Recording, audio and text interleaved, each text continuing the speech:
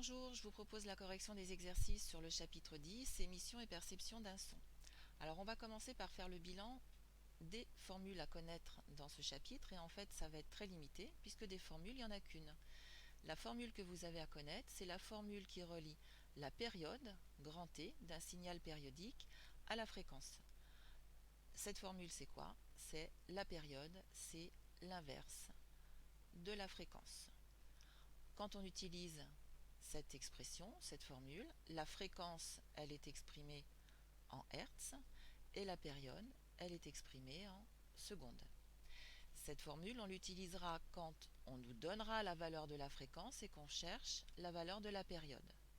Si jamais on nous donne la période et que l'on nous demande la fréquence, à ce moment-là, la fréquence, c'est l'inverse de la période. Mais en fait, si vous connaissez la première, enfin l'une des deux, vous en déduisez l'autre automatiquement. Alors, premier exercice, un son périodique a pour fréquence 120 Hz. Donc ici, on vous donne la fréquence et on vous demande de calculer sa période. Donc on va utiliser la formule, par définition, la période, c'est l'inverse de la fréquence.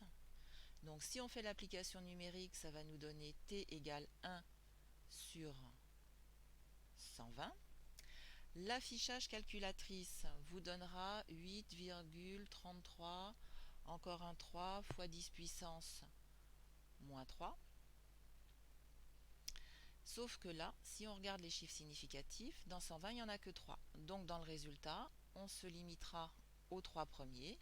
Le résultat sera donc t égale 8,33 fois 10 puissance moins 3. Et on n'oublie pas l'unité seconde. Le deuxième calcul, on vous donne de nouveau la fréquence et on vous demande encore la période. Mais là, il y a un petit piège. On rapplique la même formule, t égale 1 sur f, mais il faut se souvenir que lorsqu'on applique cette formule et qu'on passe à l'application numérique, la fréquence, elle doit être exprimée en Hertz. Et là, si vous regardez bien, elle est en kHz. Donc il ne faut pas oublier de convertir 2,5 kHz, ça fait 2,5 kg fois 10 puissance 3 Hz. Si vous faites l'application numérique, donc l'affichage calculatrice vous donnera 4,000 fois 10 puissance moins 4. Si je regarde ici au dénominateur, je n'ai que deux chiffres significatifs, donc je ne retiendrai que 4,0 fois 10 puissance moins 4 secondes.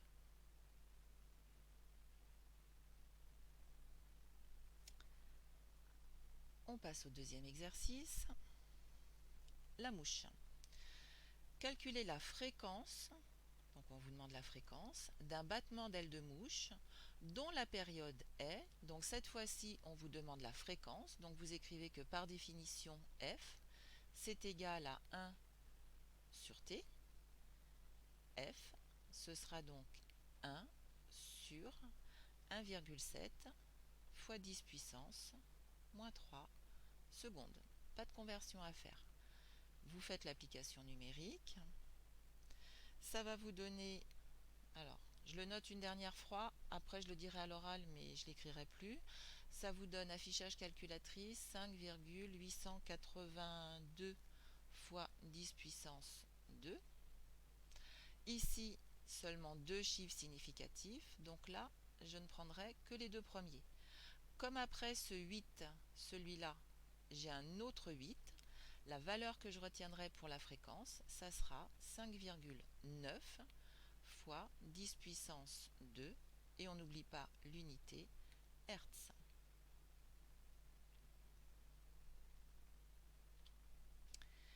Exercice suivant. La durée nécessaire pour qu'un son parcourt la distance d égale 140 mètres est delta t égale 0,42 secondes dans l'air.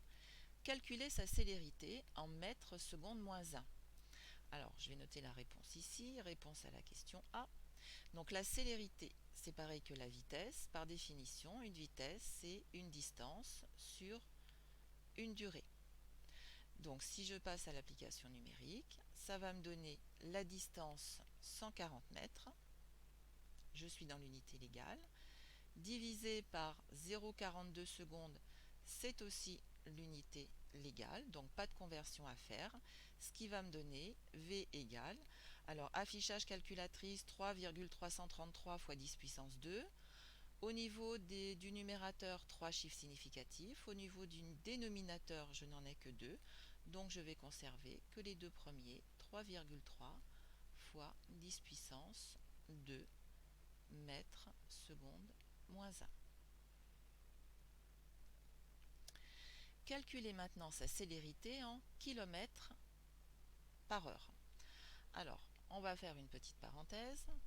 Et c'est un calcul que vous avez dû voir quand vous étiez au collège. Quand on a une vitesse qui s'exprime en kilomètres par heure, vous devez savoir très rapidement la convertir en mètres par seconde. Vous allez voir que c'est très simple. D'ailleurs, je suis persuadée que pour la plupart, vous connaissez la technique. Alors, si j'écris 1 km par heure, 1 km h-1, en fait, c'est quoi? C'est 1 km divisé par 1 heure. 1 km, c'est 1000 mètres. Et 1 heure, c'est 60 minutes. Et 1 minute, c'est 60 secondes. Donc 1 heure, c'est 60 fois 60 secondes. Ce qui va me donner 1000 mètres divisé par 3600 secondes. Je vais utiliser les puissances de 10. 1000 mètres, c'est 1 fois 10 puissance 3 mètres. Alors, pour respecter le bon nombre de chiffres significatifs, je devrais écrire 1,000. Je fais simple. Divisé par 3600, c'est 3,6 fois 10 puissance 3 secondes.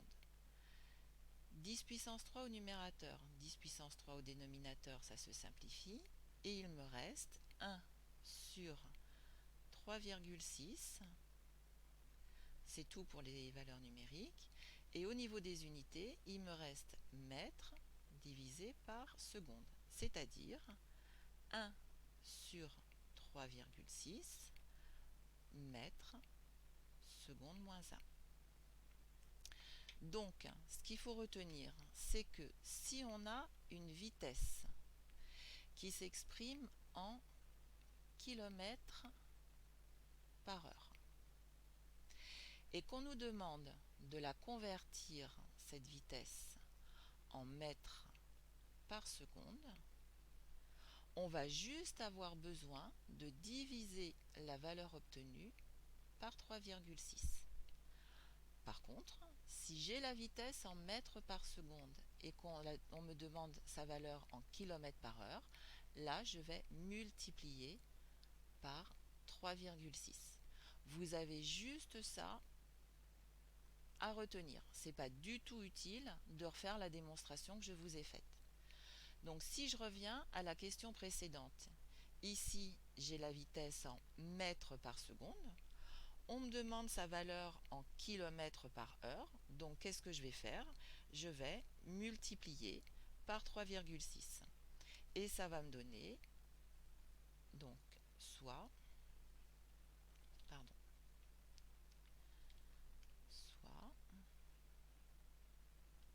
donc on obtient 1,2 fois 10 puissance 3 km par heure. Alors, il y avait une question annexe. Calculer la fréquence du son périodique créé par un biseau de flûte dont la période est 125 microsecondes. Donc on me demande de calculer la fréquence. Je vais appliquer la formule. Par définition, la fréquence, c'est l'inverse de la période. Si je fais l'application numérique, ça va me donner, alors attention au piège, 1 sur, la période elle est en microsecondes. Donc je vais écrire 125 et micro, c'est 10 puissance moins 6 secondes. Si on passe à l'application numérique, on trouve, alors attention, 125, 3 chiffres significatifs, donc il faudra que j'en donne aussi 3 dans mon résultat, 8,00 fois 10 puissance 3 Hertz.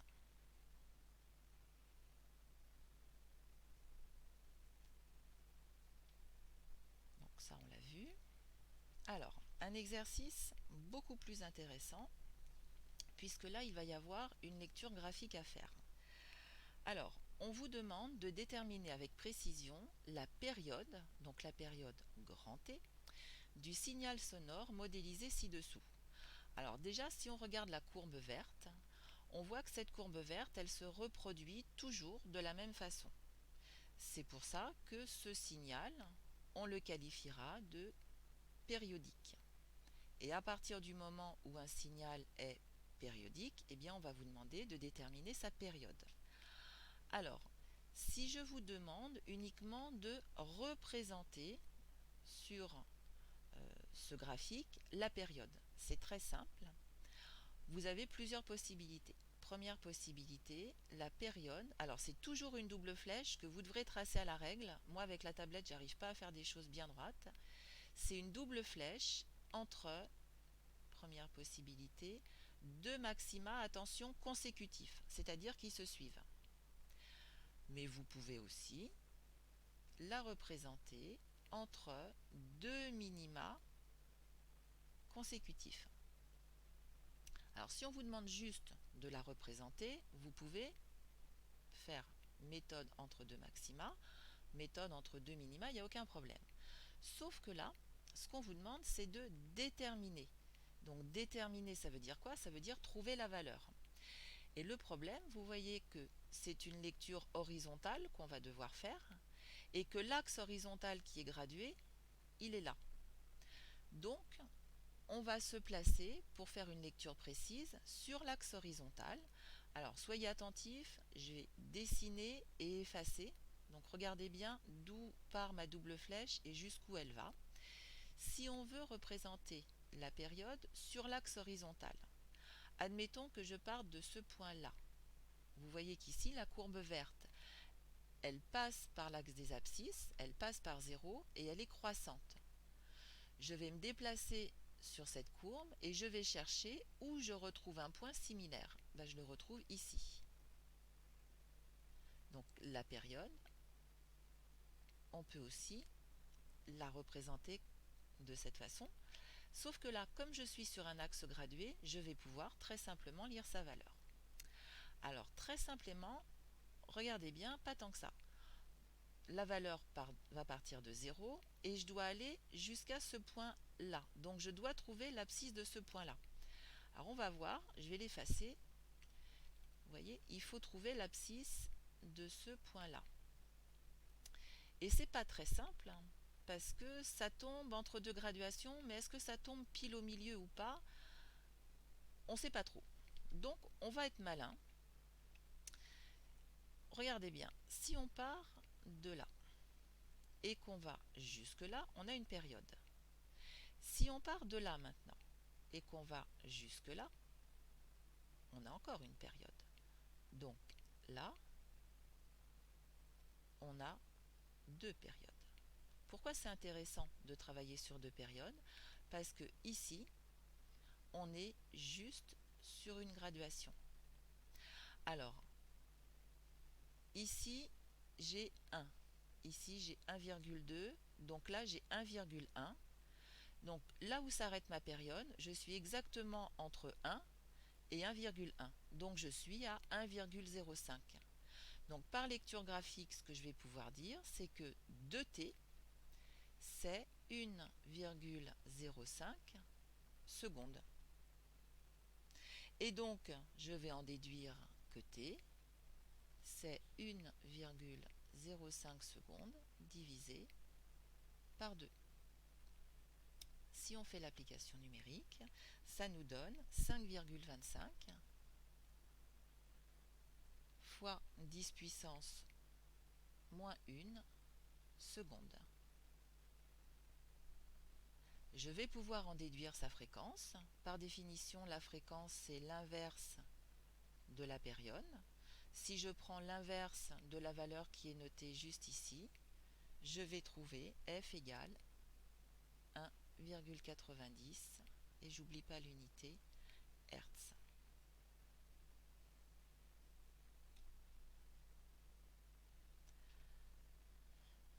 Un exercice qui ressemble beaucoup à celui qu'on a fait précédemment. Le son d'une balle de tennis frappée se déplace à la vitesse v. À quelle distance de notre oreille a-t-elle été frappée si le son nous arrive après une durée delta t? Donc ce qu'on a vu tout à l'heure, la formule que vous connaissez bien, une vitesse c'est une distance sur une durée. Ici, qu'est-ce qu'on nous demande? La distance. Donc vous faites un produit en croix. La distance, c'est la vitesse fois la durée. Si on passe à l'application numérique, la distance, ça va donc être la vitesse 340 fois la durée 0,12 secondes, ce qui va nous donner D égale, alors attention, 3 chiffres significatifs dans 340, uniquement 2 dans 0,12, donc 2 chiffres significatifs dans le résultat, 4,1 fois 10 puissance 1 mètre.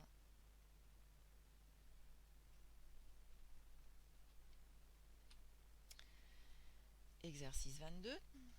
Alors, un laboratoire de tirage photo est équipé de 2 machines de traitement identiques. On met en marche la première, le sonomètre indique un niveau sonore, donc L1 pour la première machine, de 58 décibels. Alors, vous trouverez dans les exercices aussi bien niveau sonore que niveau d'intensité sonore. C'est une grandeur qui sera toujours notée L et qui s'exprimera toujours en décibels.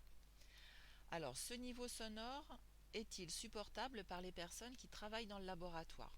Donc, pour répondre à cette question, comme pour la suivante, pour les suivantes, vous n'avez rien à connaître par cœur, il faut vous appuyer sur des documents que vous avez à votre disposition. Donc là, on vous disait de regarder le document page 259. Vous regardez à cette page et vous constatez que quand on est à 58 décibels, en fait, on est à la limite pour le son entre pas de risque et la limite du fatigant. Donc on va dire que à 58 décibels, le son, il est supportable.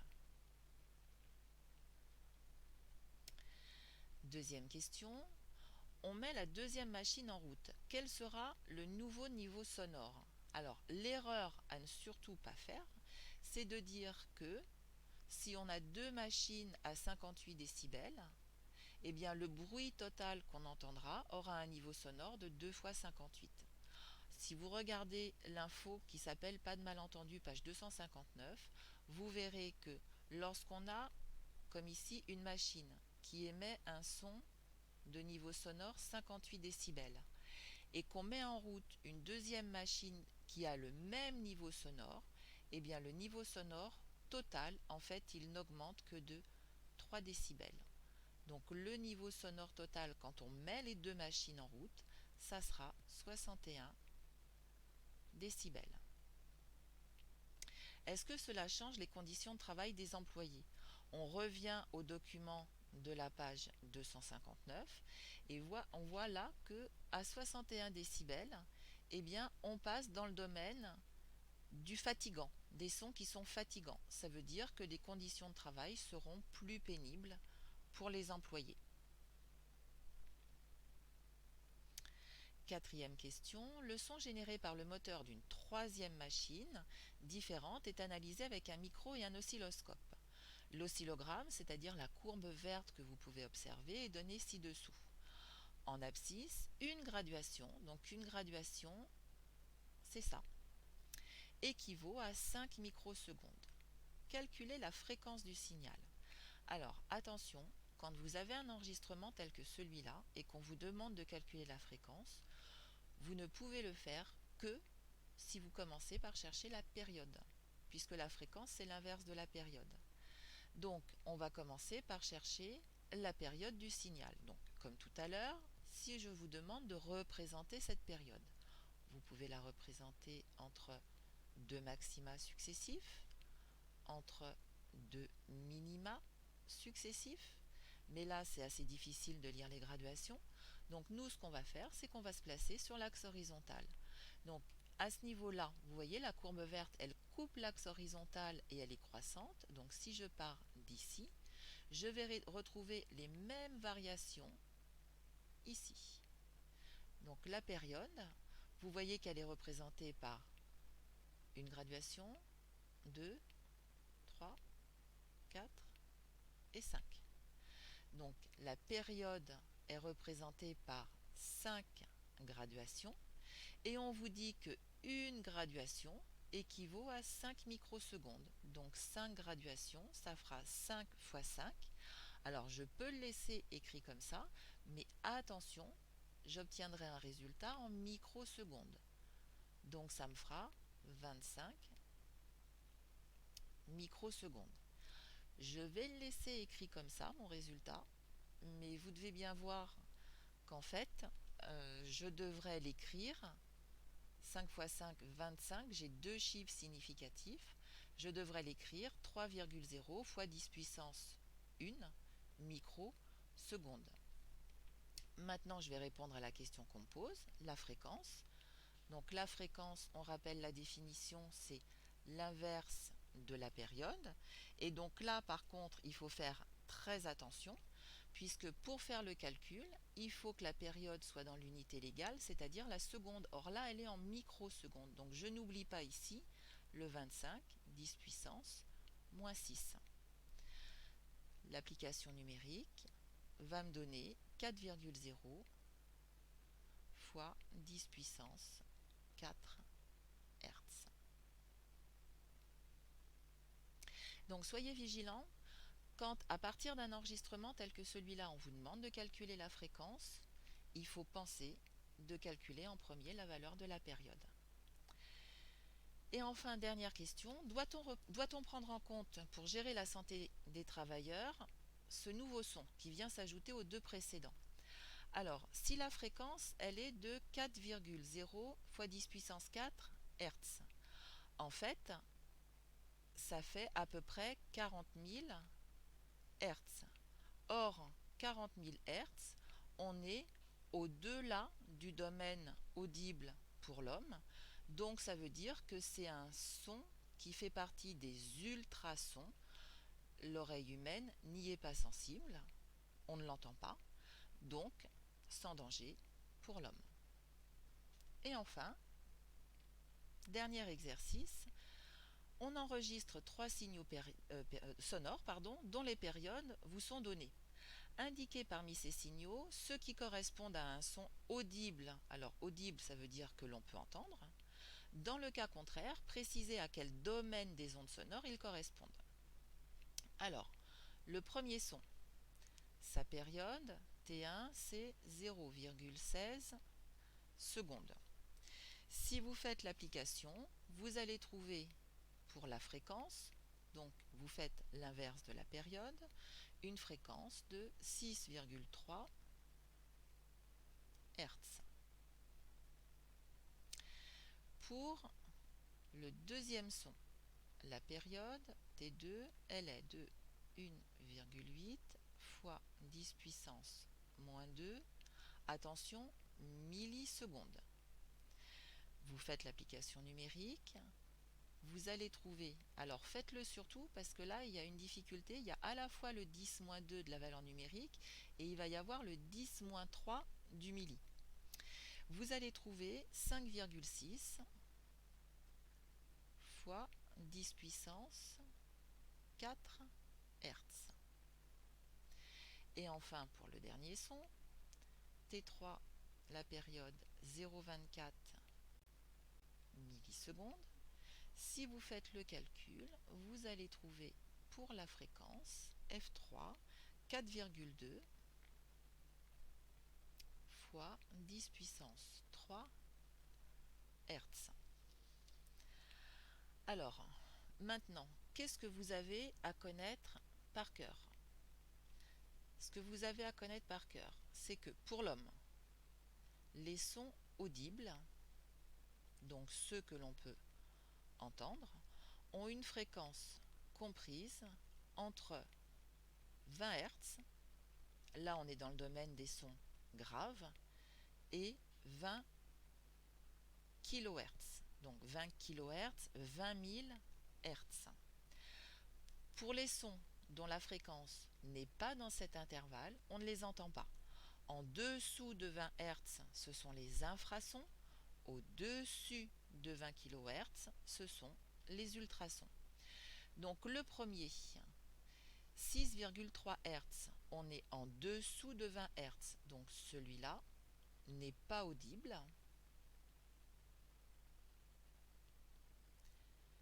Et il fait partie des infrasons.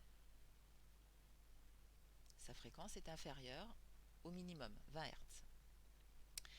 Celui-là, alors 5,6, 10 puissance 4. Donc là, il faut jouer avec les puissances de 10. Ça fait 56 000 Hz. 56 000, on est au-dessus de 20 kHz. Je vous rappelle, 20 kHz, c'est 20 000 Hz. Donc celui-là n'est pas audible pour l'homme.